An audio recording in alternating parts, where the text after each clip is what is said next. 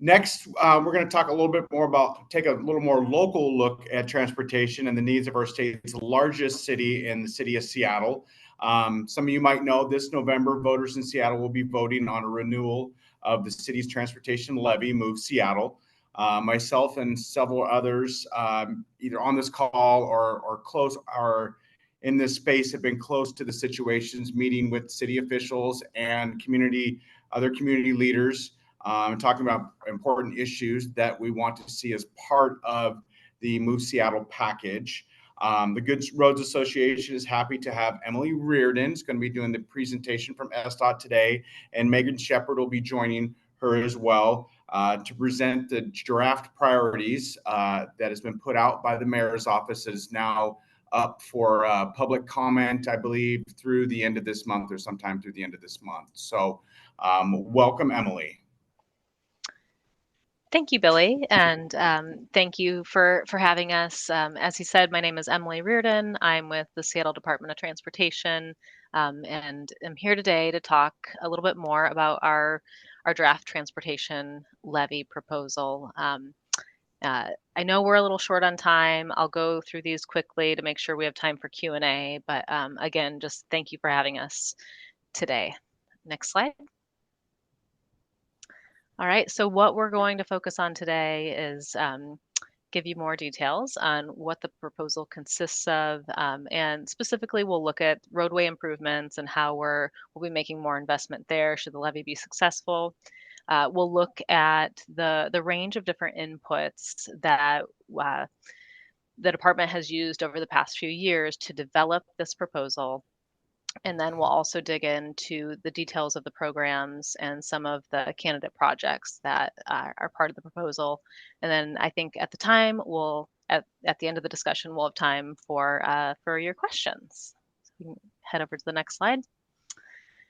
Okay, to cut to the chase, the city of Seattle, just last Thursday, Mayor Harrell announced a proposal of a $1.35 billion property tax levy over the next 8 years, focusing on a safe, reliable, and connected Seattle that's keeping our transportation system moving and growing over the next 8 years. Some of you might be familiar with the current levy to Move Seattle, which was passed in 2015. As you might know, it's expiring at the end of this year. One thing to be aware of is that this is about 30% of our budget, and it funds core services, but also some new projects as well. And we'll be focusing the proposed investments on paving and modernizing our streets, repairing bridges, focusing on sidewalks and safer streets, improving connections to existing and new light rail stations, while also building out a safe walking network, biking network, rolling network. To look a little bit at the cost, so our current levy costs the average median assessed Seattle house, which is about just shy of $900,000. It's about $24 per month. And what the current proposal would do to cost is increase that about $12 a month. We'll dig into the cost details a little bit more later on, but just keep that number in your mind. It would be about $12 more per month. And then also where we're at right now. So as I mentioned, this was just launched last Thursday, and right now we're in this really critical period of public engagement and gathering input from now and through the end of the month. So again, thank you for having us, and I just really want to hit home. If you don't get any of your questions answered today, please dig into the proposal and stay engaged through the rest of the month, because now is the time to inform the final proposal that the mayor will send to City Council in May of this year. Next slide. All right, so one of the things I'd like to focus on is a few of the programs that the proposed levy would fund, and talk a little bit about the co-benefits that they have. So again, we have had transportation levies over the past 18 years, and they've made critical investments in repairing and maintaining our busiest roads and improving them for the people and goods that we need to move safely and efficiently through Seattle. One of the major programs funded is street reconstruction and resurfacing, which is part of the major street maintenance program. So this is our AAC program, which is arterial asphalt and concrete, our arterial major maintenance, potholes, and then of course curb and pavement markings as well. And how we are looking at corridor selection is through, of course, the condition of the pavement. We're also looking for some opportunity to improve the high injury network. So looking at where we have the most, crashes and collisions in the city, and looking for some co-benefits there as well. We spent about the last 2 years engaging very deeply with community on the Seattle Transportation Plan. And as a result, there were several projects in that plan that we are also using as an input to the levy proposal. Additionally, we look at multimodal improvement opportunities, and then also, the overall volume on the corridor. And then, of course, it's the entire city. So we look at geographic distribution and then also timing of regional projects. Another signature program in the levy proposal is freight spot improvement and looking at partnership paving projects with the Port of Seattle to improve streets that carry the heaviest trucks.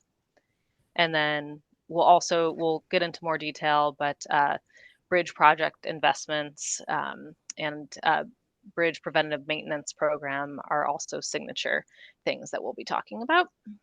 Next slide. Again, this is what past transportation and the current transportation levy have helped us deliver. One thing I just want to note here is there have been 23 bridge reinforcements and 509 lane miles of paving. So that's been over the course of the year since 2006, and just an example of some of the good work that we hope to continue.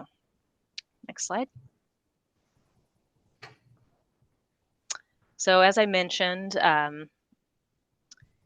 we are building on about 2 years of community input, but other really key inputs to this plan have been our asset management strategy, our commitment to safety and the Vision Zero program.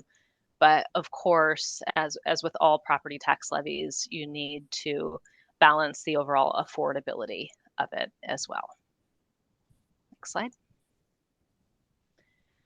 So some more detail on cost, again, using the median tax assessed value as a baseline. The current monthly cost to the average taxpayer is $24, and our draft levy proposal would increase that by $12 a month to $36. We are looking at an approximate proposed mill rate of 54 cents, and if you want to look at the scalable amount, a $500,000 home would cost about $7 more per month than today. And then if you've got a $1 million home, that would bump up to about $14 per month more than today. Next slide. A few examples of the levy proposal investments that we'd be looking to make. Again, repaving and modernizing our busiest streets, taking, of course, condition as one of the major inputs there, and improving them for people to walk, roll, bike, and also take transit. We would be looking to upgrade the mechanical systems at all 3 of the Ship Canal bridges to keep them working reliably. And another thing that is pretty exciting is that we'd be launching a preventative bridge maintenance program to keep the bridges in a state of good repair. Additionally, 250 blocks of new sidewalks and about 34,000 Sidewalk repairs could be completed if the levy is successful. And we'd also be looking to expand our very popular neighborhood street fund program, and we'd be working with community to see, what sort of tools in our toolbox would work best by way of partnership. And then we are also looking at, several transit reliability improvements. We'd be able to upgrade about 30% of our existing protected bike lanes with better bike barriers. Some of those we're putting in right now. You may have seen them. They're sometimes referred to as the Toronto style barrier. And another exciting thing that we'd be looking to fund is more pedestrian lighting, getting people to neighborhood business districts and transit stops. One thing we've heard from a lot of stakeholders in our outreach process so far is the need for safety getting from A to B, including getting to and from transit. Next slide. All right. So as I mentioned, our high injury network map has been a crucial input for when we look at the different corridor projects that we would be selecting. And one of our main goals as a department is the Vision Zero goal to end deaths and serious injuries on city streets. So we're currently seeing, unfortunately, about 10,000 crashes per year. And vulnerable travelers account for, over half of people killed on the streets of Seattle each year. And this is definitely a trend. It's been a stubbornly high one that we are looking to make a big impact on. And so right now we've got in our proposal a $107 million investment for safety upgrades to reduce these collisions, which is about a 150% increase over current funding. And one specific project I'd like to mention is that we'd be leveraging a state grant to help modernize Aurora Avenue North. A few of the details of this program. So we'd be looking at safety projects for at least 40 of those high collision locations. We'd be looking to continue installing the leading pedestrian intervals at 280 intersections, and also looking at 12 corridors that are on this high injury network for traffic calming improvements. Next slide.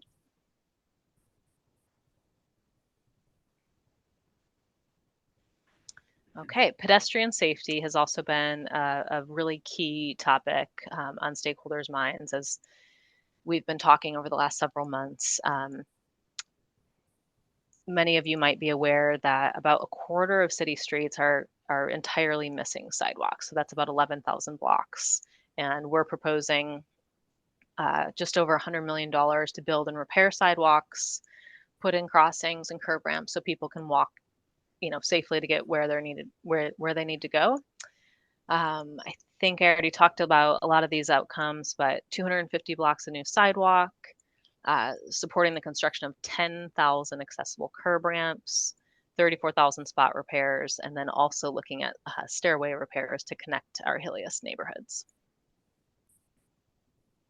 Next slide. A little bit more on bike safety. We would be looking to invest about $94 million to expand and improve Seattle's bike network with a focus on gaps in the network, looking at bikeways and equity priority areas and connections for all ages and abilities facilities with 5 newer expanded neighborhood greenways on residential streets.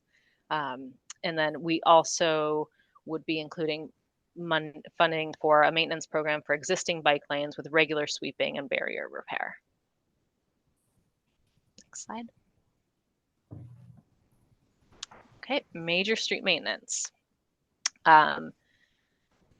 So this would be our biggest program, looking to invest about $423 million to repave and improve our busiest streets. Again, with those carrying the most people, buses, trucks, and along the way, we'd be looking to make additional improvements for all travelers in the corridor, walking, biking, rolling. We would want to stick with our same outcome of potholes reported and getting them filled within 72 hours. Paving 38% of the busiest blocks where streets are in the poorest condition, and also looking at 50 lane miles of spot paving repair and paving on arterial streets at 400 locations. One thing I do want to mention, so we with this current levy have completed a lot of what we call like the lower hanging fruit projects, so doing a lot of mill and overlay. But we'd be looking at 9 full depth street reconstruction projects for all modes of travel. And then also 5 preventative maintenance paving corridor projects. Next slide. This is just a map of the candidate projects that we're looking at. So I'll call out a few here. Downtown, the James Street, 23rd Avenue East and 24th that runs through Capitol Hill. Up north, we'd be looking at the North 130th Street project, which is also a light rail connection. And then down south, which was actually the site of the mayor's press conference last week, South Henderson Street. You can move to the next slide. Bridges and structures. So again, very hot topic, a lot of interest in seeing, investment in this area. So we've got movable bridges that open more than 14,000 times a year, and 3 of them are over 100 years old. So investing $218 million to keep these bridges in good working condition and also prepare for future projects is a key goal of this proposal. And again, as I mentioned, a new preventative bridge maintenance program to make the right treatment at the right time. And we also have funds in there to make structural repairs on the Ballard and Magnolia bridges. I should also mention, so monitoring improvement to the areaways, which are the underground spaces in Pioneer Square where goods move between the sidewalk and building basements, would also be funded.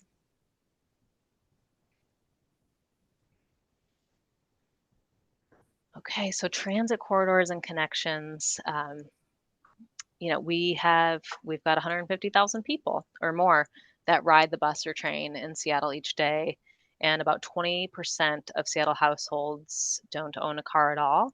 We'd be looking to invest $121 million to connect people safely and reliably to transit hubs.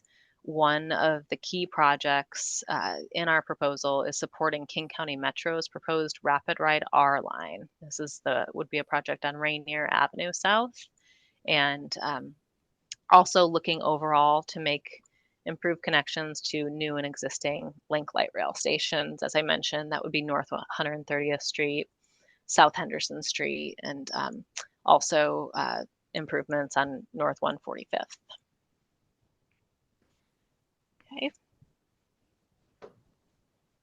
Signals and operations. We've got 1,100 signalized intersections. We'd be looking to, update our signals and cabinets, allowing for accessibility improvements and remote signal timing changes. So about $100 million would go to upgrading the technology and reliability for multimodal access, large events, and trips in and out of Seattle's ports. So adjusted signal timing on 40 corridors, 4 to 5 ITS pilot projects, 10 new modernized traffic signals, continued operations of our 24-hour TOC, so our Transportation Operations Center, and 5,500 replaced signs to make it easy for people to find their way around. And also importantly, we'd be looking to add accessible pedestrian signals at 50 crossings.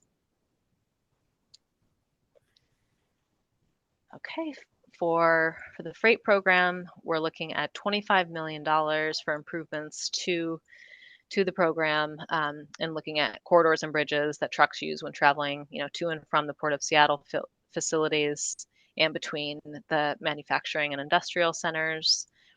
we'd be looking for an outcome of about 20 repairs on 20% of major truck streets that are in poor condition, 32 freight spot improvements such as intersection signal timing upgrades, and also looking for partnership with the Port of Seattle for paving projects in the areas that carry the heaviest vehicles.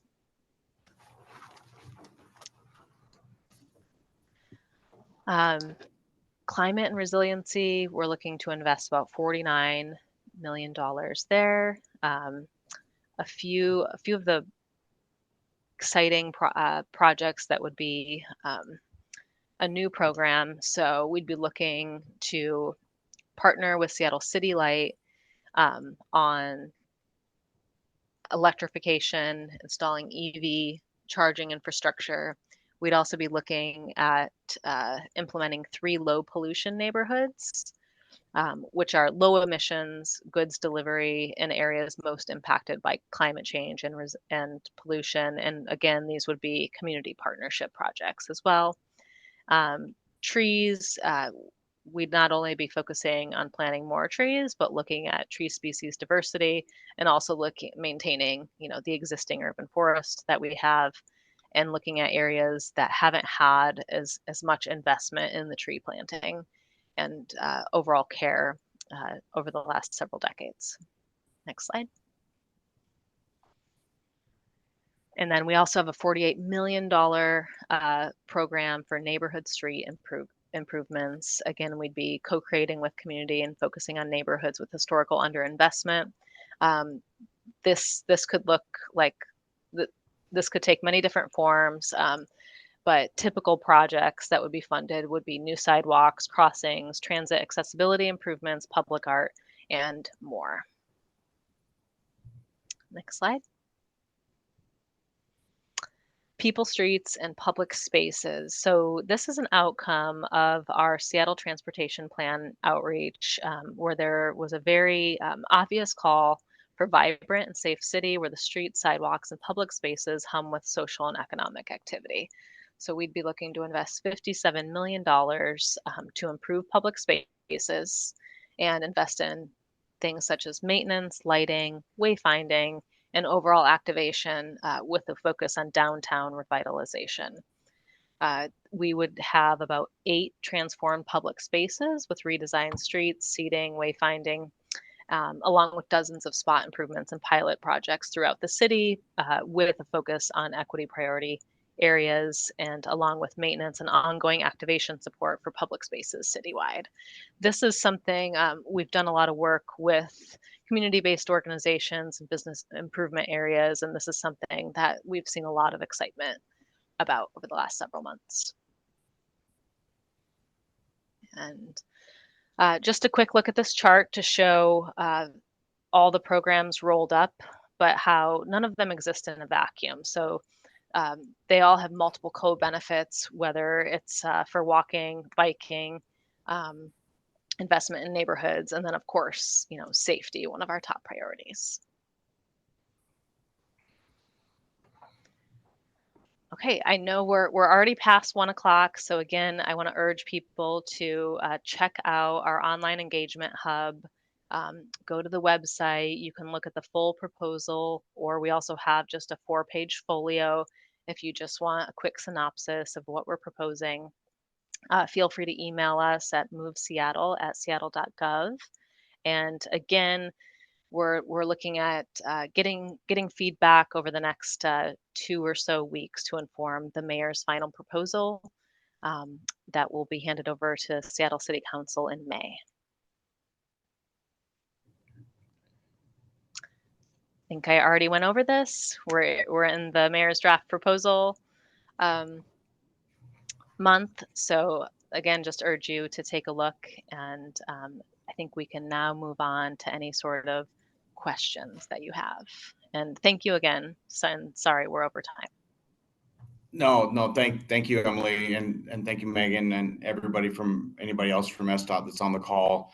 And I know you got to hear a lot of what Todd had to say from the state's perspective, right? And I know I've been engaged with a lot of you at SDOT and the mayor's office. I think we have a meeting with him tomorrow, but in other community groups, and just to see the overall condition of the entire transportation system. And I think this plan does what it can to try to raise up the overall condition of the system, right? And I know it's maybe not the sexiest thing to do or whatever, or the most popular thing to do in Seattle with some of the folks that are out there, but it's well needed, and it's refreshing to hear that you guys are making that a priority. So thank you for that, and open it up for any questions.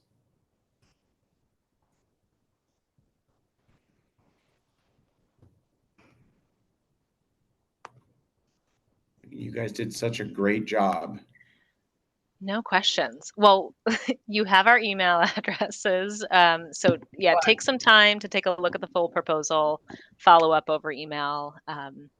And yeah, again, thank you for having us. Vic's got a real quick question here. We can't let you guys get away that easy. So go ahead, Vic. Vic Bishop, Transportation in Bellevue. My reaction to your presentation here is, why is the number so small? And I see 1.3 billion for the city of Seattle as not a huge number. So how did you guys kind of come to the size of the program thinking?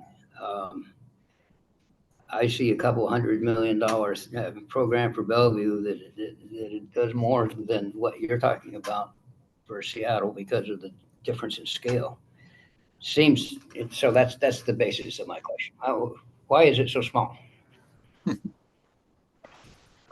At the moment, and thank you for your excellent question, I am receiving hundreds of emails right now from people who are saying, our need is greater.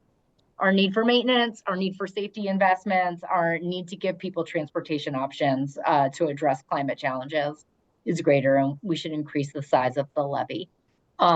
We started from the basis of the Move Seattle Levy, which was $930 million over 9 years. And from an inflationary standpoint, another 8 years of a similar levy would be about $1.2 billion. So the one we are proposing right now as a draft is 1.35. There's both, upwards and downwards pressures on the right levy amount. And some of the upward pressures are the things I've mentioned. We know our bridges and our roads and our safety infrastructure need a lot of investment. And the downward pressures are the willingness of the voters to approve the package when it is before them in its final format in November. So we've used a variety of tools to help inform our approach right now, right? And some of those include, a lot of community outreach and talking to people. So that affordability issue and how it impacts people who actually have to pay for it every day is there as well. And that's one of those downward pressures on the size. It historically, as represented, the levy has represented 20 to 30% of the city's transportation budget in any given year. So it is a really, really significant portion of the goods and projects that we're able to deliver. And we're really fortunate that voters have invested in transportation over the last 18 years with 2 prior levies. Yeah, thank you. And I mean, sitting to answer your question, sitting right next to you, Vic, too. I mean, yeah, they did some polling, right? And the polling, they went from like 1.2 to 1.7.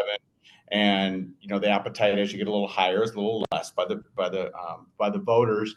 And also, but sitting there with a lot of the community groups, they're putting out, numbers worth $3 to $4 billion in needs, right? But we know that that's, while the need is there for $3 to $4 billion worth of work, it's the appetite of the voter at the end of the day. And being a representative and working with Labor's Local 242, we represent SDOT workers. We know the magnitude of this not passing, what it would do. It would cost, dozens and probably, it would be a huge cut to SDOT's budget. So it would cost a lot of living wage jobs on the other end too. So it's trying to balance the balance, right? So, Any other questions? spot. Looking for the sweet spot.